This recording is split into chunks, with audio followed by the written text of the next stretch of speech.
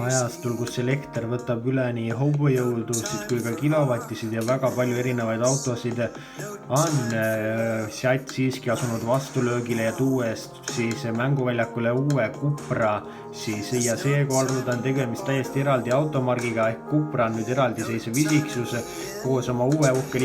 sportliku linnamaasturiga nimega Fermentor, kuid sealt leiab ka vana hea tuttava siis Leoni sportliku versiooni ehk siis vana nimega Leon Cupra, kuid nüüd on see lihtsalt Cupra Leon ja temast räägib teile naisfuksuri proovisõit.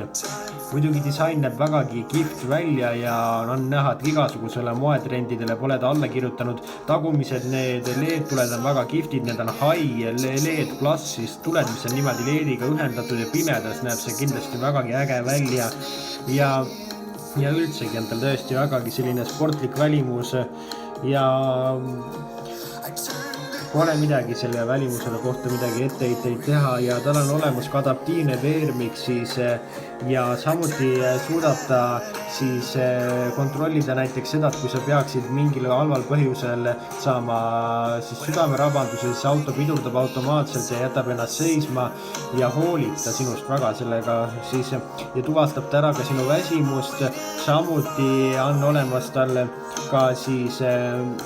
erinevad sõiduabisüsteemid nagu sõiduraja hoidja ja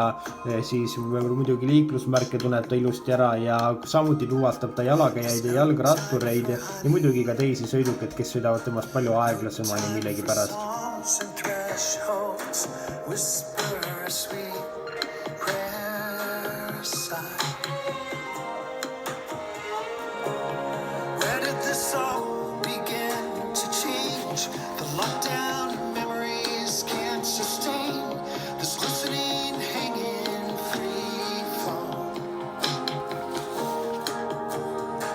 Interiööris on olemas siis baasvarustuses on seal olemas siis 8-tolline multimeediasüsteem, paremas varustuses 10-tolline ja muidugi leiab sealt ka Android Auto ja Apple CarPlay juhtmevaba telefonilaadija, siis erinevad sõidurežiimid ja samuti on olemas seal ka väga kihvtid sportlikud istmed.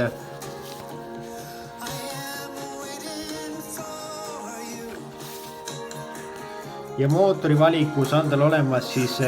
180 kilovatine 245 hobujõuline mootor, kuid kui sellest jääb väheks, on olemas siis 300 hobujõuline bensiinimootor, kui ka sellest jääb väheks, on olemas siis juba 228 kilovatine 310 hobujõuline bensiinimootor ja see on varustatud ka 4-veo ja 7-käigulise DSG käigukastiga ja hind on tal seal 30 000 tuuris, mis on väga hea ja kui sa ikka tõesti tahad väga lugu pidada siis sellisest rohelisest mõtteviisist, siis Leon on sinu jaoks ka jätnud natukene mänguruumi ja pakub ta ka siis 60 kilomeetrit suutavat elektrijõul sõitvat pistikhübriidi, mis on 1,4 liitrise mootoriga ja kokku annab see 150 hobujõudu, kuid kui sa tahad ikka tõelist siis sellist välgunoolt, mis siis suure kiirusega paiskab sind igale poole, kui sa vähegi tahad minna, siis pead sa ikkagi võtma ühe nendest vägevatest võimsatest 3 bensiinimootorist, millest ma ennem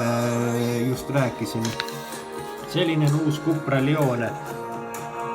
vägagi sportlik ja ma arvan, et vägagi paljude inimeste vajaduse katab ta ära ja võib-olla ta pole küll kõige sportlikum auto, kuid vägagi hästi aitab ta peale rasket tööpäeva teha paar kiiremat ringi, elada välja oma frustratsioon töökaaslaste peale näiteks ja oma mõtteid lihtsalt molgutada ja minna sõita sinna, kuhu tee viib. Selline on Cupra Leon, meie kohtume teiega juba nädala pärast.